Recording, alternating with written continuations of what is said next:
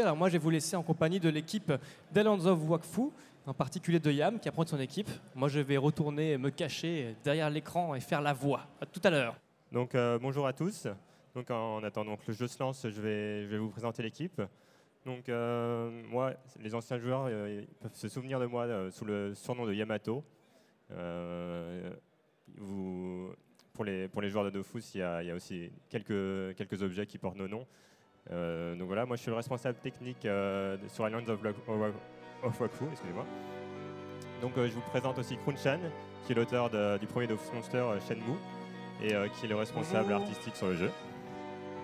Bonjour. Ça va? Hello.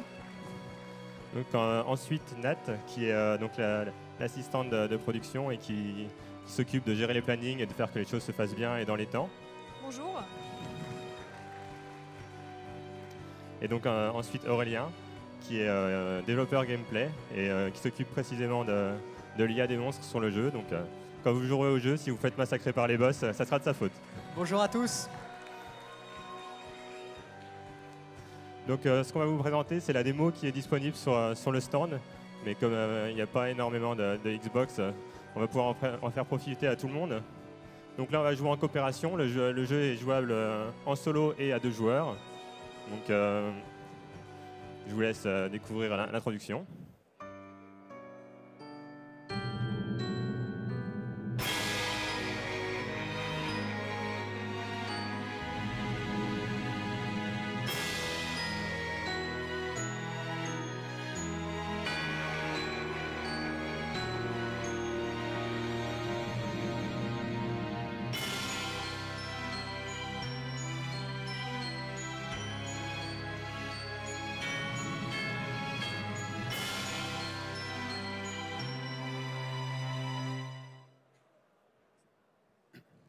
Donc pour vous situer l'histoire, donc ça se passe 10 000 ans avant Dofus, malgré le fait qu'il y ait Wakfu dans le nom, donc Islands of Wakfu, en fait ça se situe à l'origine du monde. Et donc notre jeu va expliquer les origines du monde avant l'arrivée des dieux sur la planète, avant l'arrivée des 12 dieux. Donc dans notre jeu, la planète est habitée exclusivement par des héliotropes, les Yop, etc. n'existent pas encore. Et donc on incarne dans notre jeu une héliatrope, Nora, et un dragon qui s'appelle Ephraim. Et donc à 2 joueurs, chacun des joueurs joue un des personnages, alors qu'en mode 1 joueur, on peut alterner entre les 2 joueurs à tout moment.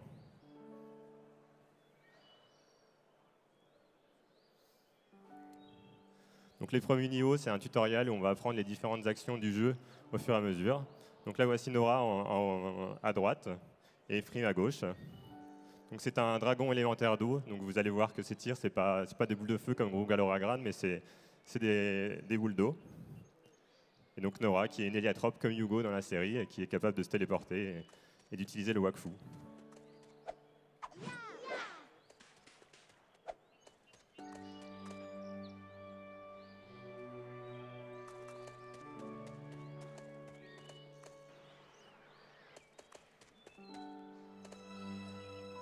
Donc au début du jeu, Nora, c'est le jour de son initiation, donc elle va récupérer son Héliacube et apprendre à utiliser les pouvoirs du Wakfu. Donc on apprend énormément de choses dans le jeu au niveau de l'univers.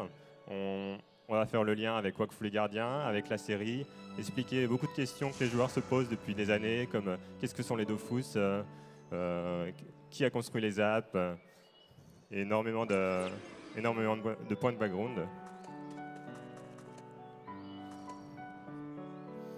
Donc là, on apprend qu'il y a 2 sortes d'héliatropes. Il y a les Next, comme on les appelle, et les premiers-nés. Donc Nora fait partie des premiers-nés, comme Hugo.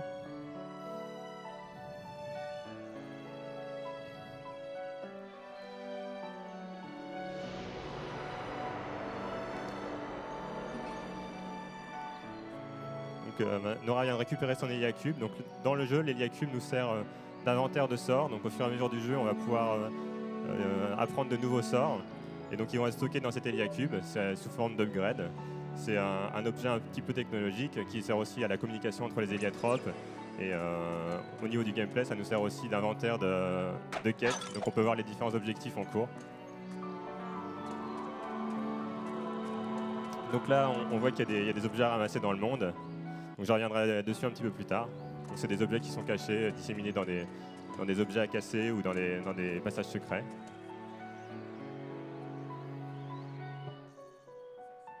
Donc il y a différents PNJ qui se trouvent dans les niveaux qui permettent d'en apprendre plus sur le background, qui expliquent comment vivaient les héliotropes ou quels sont les animaux qui peuplent le monde. Donc vous pouvez apercevoir par exemple un arachnide, et on s'aperçoit qu'à l'époque des héliotropes, il y avait une harmonie avec la nature et il n'y avait pas encore de combat avec les animaux comme on peut trouver dans les autres jeux d'Ankama.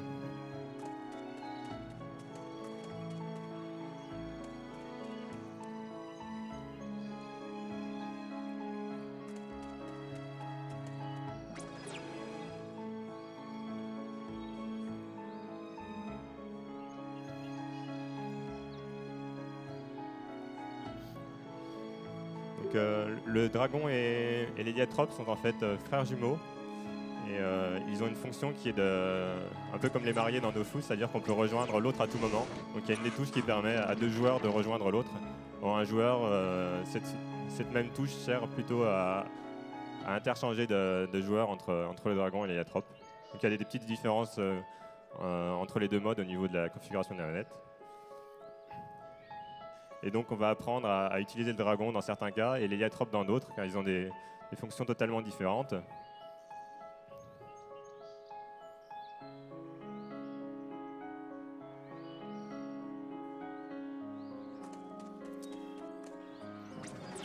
là on arrive devant un plan d'eau et on s'aperçoit que seul le dragon est capable de voler, donc de survoler ce passage, car l'héliatrope n'a pas encore appris la téléportation au début du jeu. Et donc, en mode de joueur, on peut utiliser la fonction de rejoindre entre frères et sœurs pour pouvoir traverser à l'aide des nénuphars. Donc là, on va apprendre plus sur la partie de combat. Donc en fait, on a vraiment voulu avoir un côté old school et réunir des jeux qu'on aimait bien de l'époque Mega Drive ou arcade. Et donc on a essayé de mélanger à la fois un jeu avec du shoot 'em up à la R-Type, donc avec vraiment une évolution des tirs, un maniement aussi très shoot, c'est-à-dire qu'on a un stick pour se déplacer et un deuxième stick pour viser.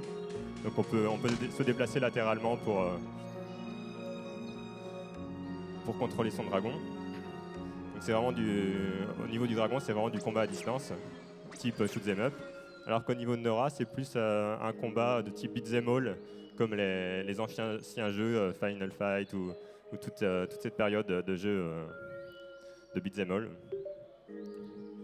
Donc il y a des systèmes de combos avec Nora où on peut alterner les boutons pour faire différents coups.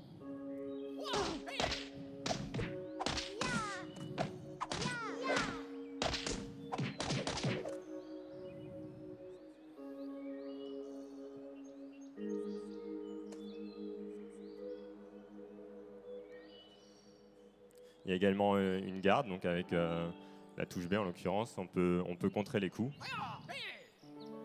Donc là c'est un petit tutoriel où on va apprendre les différentes touches de combat.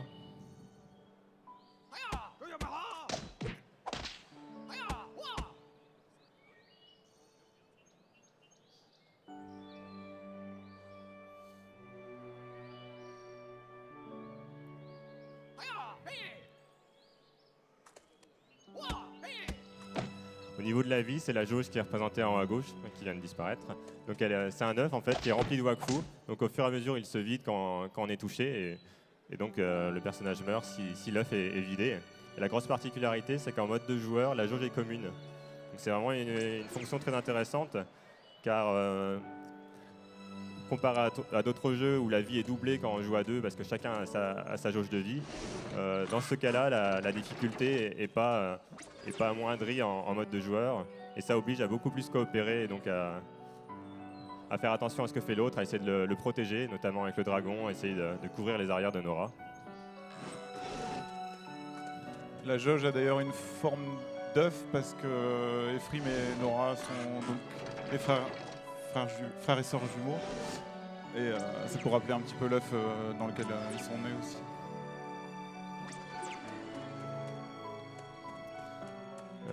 Donc là, on vient d'obtenir une quête où il y avait 3 objectifs. Et même si le jeu est assez linéaire, il y a parfois des passages où on a le choix de faire les objectifs dans l'ordre que l'on veut. Donc là, c'est le cas. Donc il y a 3 petites missions pour apprendre les fonctionnalités du jeu.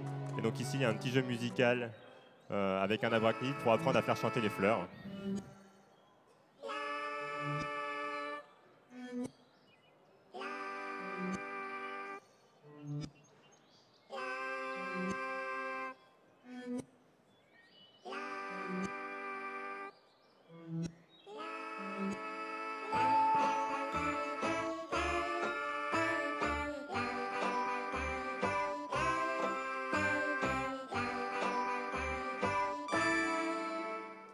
Et ne vous fiez pas aux apparences car le jeu est en fait très sombre. Les 3 premiers niveaux sont assez gais, mais il y a une menace qui arrive, donc vous allez voir dans le niveau d'après. Et donc c'est un jeu qui est même plus sombre qui est plus sombre que les autres productions d'Ankama, et on a voulu vraiment apporter un nouveau point de vue à l'univers. D'ailleurs, même l'arbre qu'on vient de voir chanter et qui est tout sympathique ici, on le recroise un petit peu plus tard, légèrement plus hostile en boss de zone. Sans vouloir trop spoiler.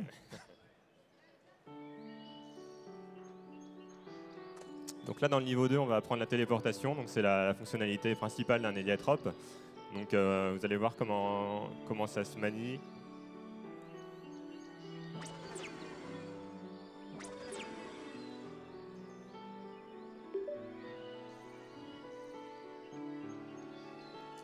Donc il y a un curseur qui apparaît. Donc le curseur après sera toujours à l'écran.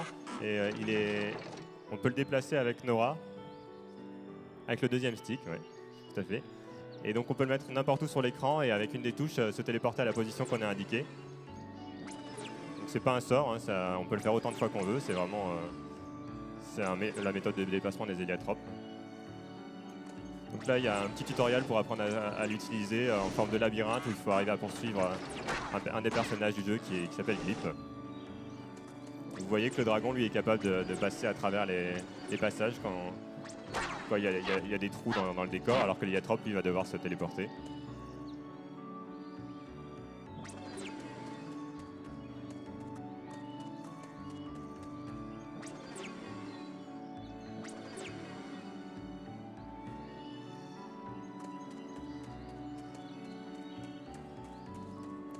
Donc là, on aperçoit une plateforme qui bouge, donc il y a aussi des passages où il faut essayer de timer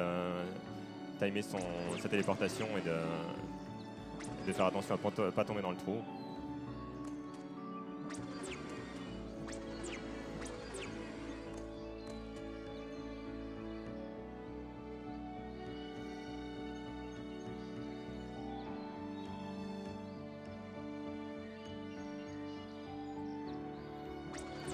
Donc maintenant, on va apprendre à utiliser cette même téléportation, mais dans un contexte de combat. Donc en fait, il y a des combinaisons de touches qui permettent de sortir du portail en faisant un coup, comme fait Yugo souvent dans la série. On le voit sortir avec un hypercut d'un téléport. Donc là, c'est exactement ce qu'on va apprendre. Donc pour ça, il suffit de placer son téléport à côté d'un ennemi et de faire la bonne combinaison de touches. Donc ça permet de l'attaquer de part et d'autre, dans son dos, sur les côtés. Et on a une grande liberté de mouvement au niveau du combat grâce à cette fonction.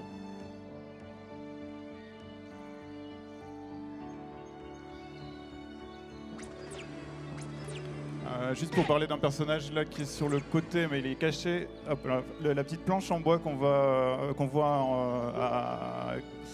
à droite en bas, c'est Stook. C'est un petit personnage qui va donner des informations quand on est un petit peu perdu dans le jeu. Donc voilà, il est placé un petit peu à tous les endroits où il y a quelque chose à apprendre. Donc ici, on voit un gel de Wakfu. C'est la source principale de Wakfu quand on récupère de l'énergie dans le jeu. Donc elle est à la fois droppée par les monstres quand on les tue. Et on la retrouve également sur des fleurs comme celle-ci qui sont des sources et qui produisent des gels de Wakfu en continu.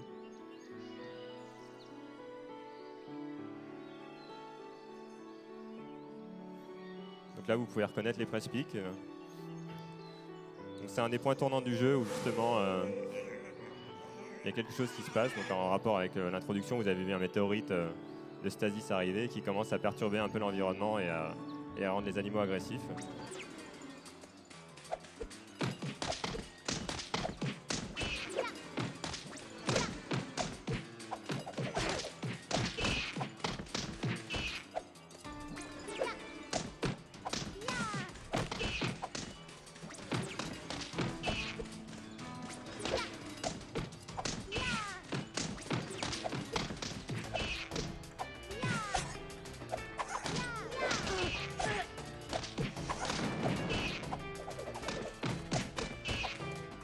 dragon possède aussi quelques coups au corps à corps, mais c'est plus un moyen de repousser l'ennemi en fait. Il ne fait pas beaucoup de dommages. Sa fonction principale étant de tirer à distance.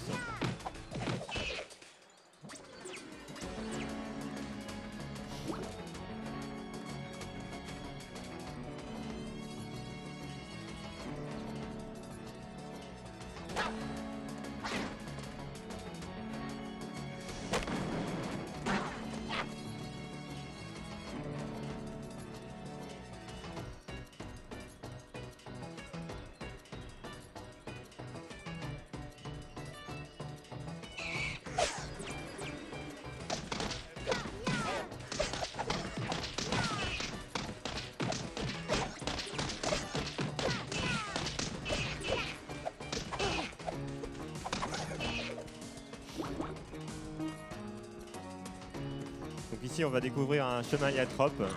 Donc c'est à force d'utiliser le même passage, les héliatropes créent des marqueurs que seuls les héliatropes peuvent distinguer. Donc un peu comme les fourmis, ça leur permet d'utiliser des chemins sûrs sans savoir vraiment où ils vont, mais c'est la deuxième façon de se téléporter, donc soit avec le curseur en pointant à un endroit précis, soit en utilisant des chemins héliatropes.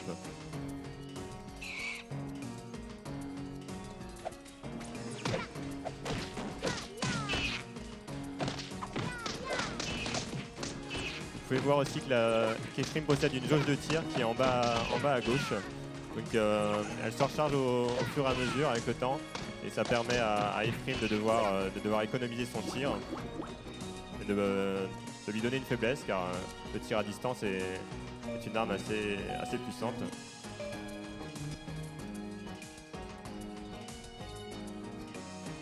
Comme le jeu se situe 10 000 ans avant Dofus, vous allez retrouver quelques espèces présentes dans les autres jeux d'Ankama, mais sous forme préhistorique.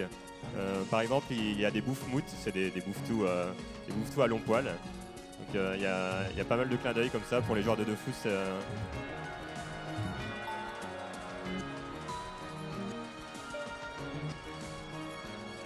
Donc quand on rate les touches lors d'un QTE d'un chemin héliatrope, il n'y a pas d'échec, c'est juste qu'on recommence au début jusqu'à ce qu'on y arrive.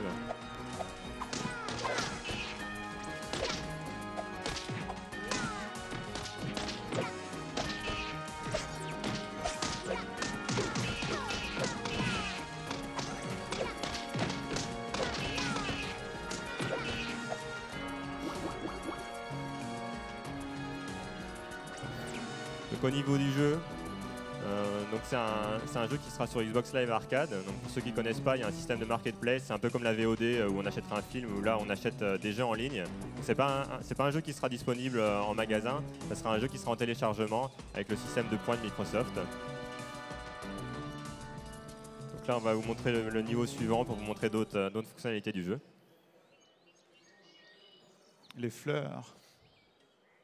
Pour montrer les fleurs un peu. Notamment la fleur qu'on voit sur l'illustration, qui fait partie aussi de notre logo, qui est une fleur de Wakfu et qui est très importante pour nous.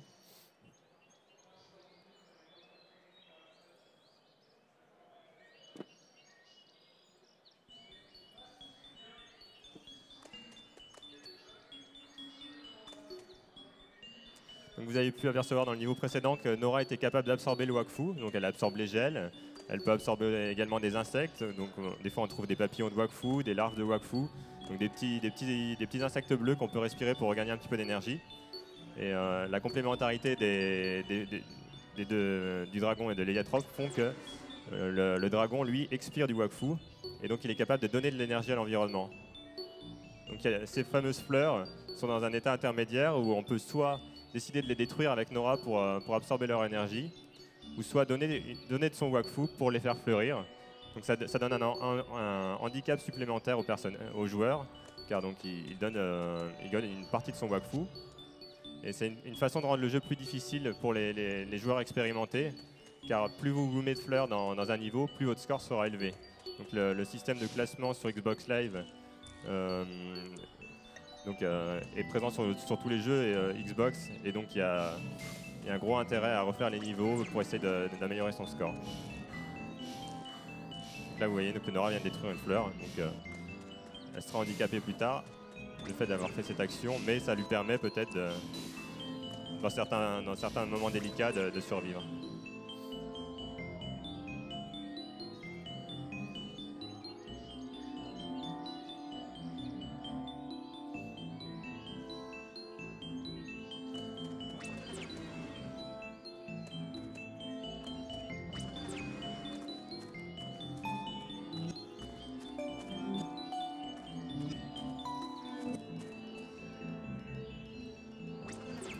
Là, il y a un petit puzzle, donc il faut que le joueur observe un peu la scène pour comprendre ce qu'il faut faire pour résoudre cette énigme. Donc là, on apprend qu'il y a certains objets qui ont une marque, donc comme celle qui est présente sur l'œuf. Cette marque indique qu'elle peut être détruite par un gel de Wakfu si Ephraim souffle sur ce gel. Donc Nora peut récupérer ces gels pour gagner de l'énergie. Alors que dans le cas d'Ephraim, lorsqu'il souffle sur un gel, ça peut servir de dynamite. Donc là, il faut observer le chemin de la dragodane, la frapper au bon moment pour qu'elle le lâche près de l'œuf et souffler avec Ephraim pour faire exploser cet œuf. Donc en 2 joueurs, en mode 1 joueur, il va falloir changer de personnage pour pouvoir faire les différentes fonctions des deux, alors qu'en mode 2 joueurs, on peut le faire simultanément comme ils viennent de le faire.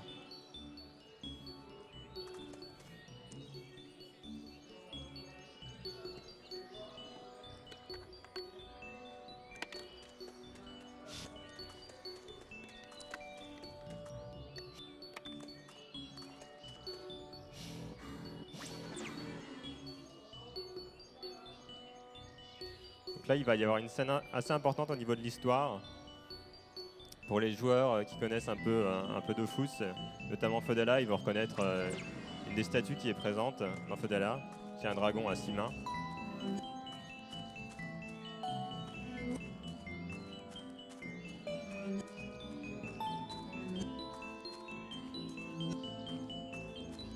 Et donc ce dragon à 6 mains possède un Dofus dans une de ses mains, et c'est en fait le Dofus de Hugo. De Hugo et Adamai, donc qui sont encore dans l'œuf. Donc comme les héliotropes sentent une menace approcher, donc le météorite que vous avez pu voir dans l'introduction, l'œuf va être confié à Nora et on va lui demander de le protéger.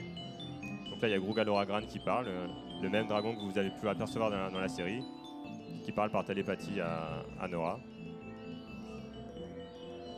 Vous allez comme ça pouvoir revoir plein de personnages liés au monde de Dofus.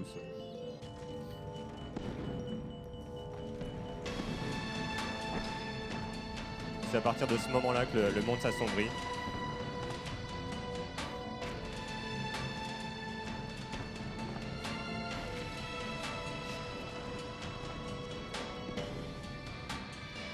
Donc il y a des petites statuettes à droite et à gauche de la statue. Donc il y a une en forme de dragon et une en forme d'héliatrope. Donc en fait c'est des statuettes dans lesquelles il faut respirer ou aspirer pour les déclencher, et elles nous servent à différents puzzles où il faut trouver la bonne combinaison de Wakfu à donner dans ces statuettes pour débloquer des passages.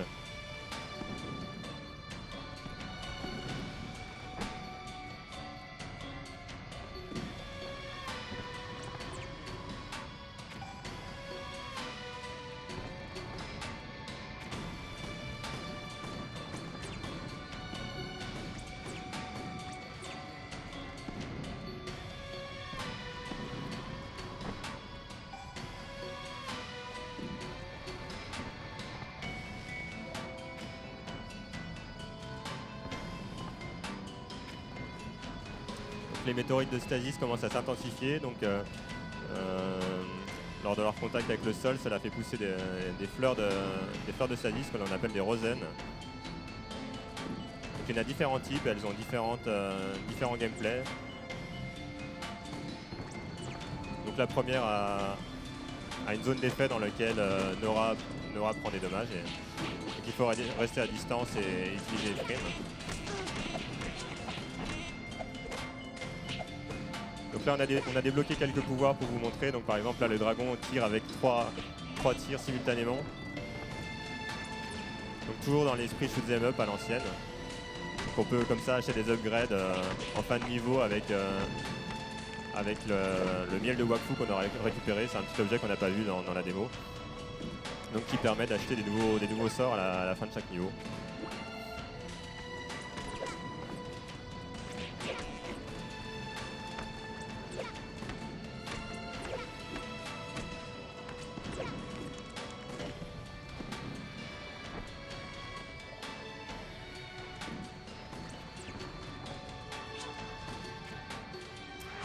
bientôt arriver au premier boss,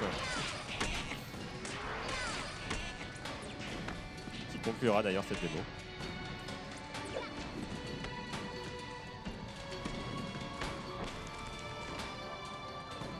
Au niveau des objets à collectionner, donc là vous voyez que Nora vient de récupérer un fragment de DS. Donc en fait, sur Xbox, il y a un système d'achievements.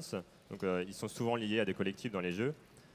Donc c'est le cas également pour notre jeu. La différence, c'est que ces achievements vont être liés au compte Ankama Games. Donc sur le compte Ankama Games, il faudra spécifier votre gamer tag et votre passeport Microsoft. Et pour chaque achievement débloqué, vous pourrez obtenir du contenu supplémentaire dans les jeux d'Ankama, que ce soit Dofus ou Wakfu, de nouveaux objets, des récompenses diverses. Et donc il faudra essayer d'obtenir ces achievements, qui pour certains sont assez compliqués pour débloquer ces récompenses.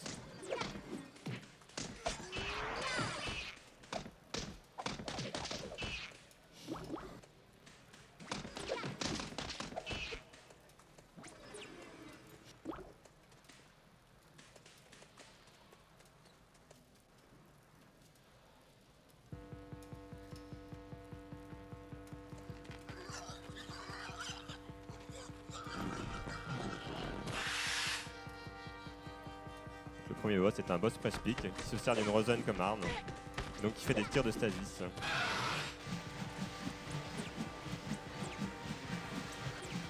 Le principe de nos boss, c'est qu'ils sont constitués de différentes phases. Donc il y a des phases où on ne peut pas attaquer directement l'ennemi et où il faut se téléporter. D'autres phases où, comme là ici, il est tout essoufflé, donc on peut en profiter pour attaquer. Des phases d'invocation.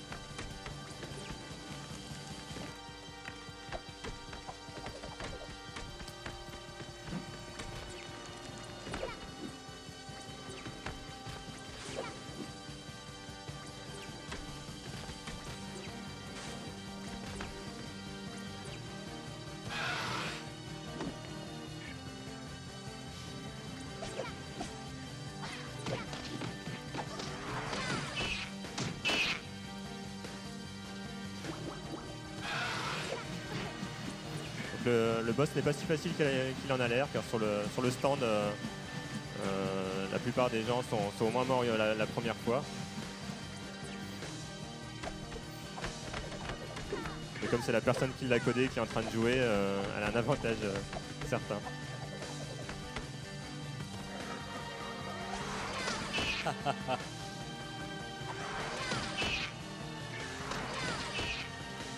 On peut aussi utiliser l'explosion de gel en combat.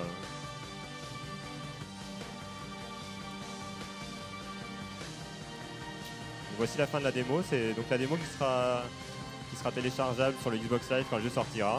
Donc il y a toujours un principe de démo sur les jeux sur le marketplace.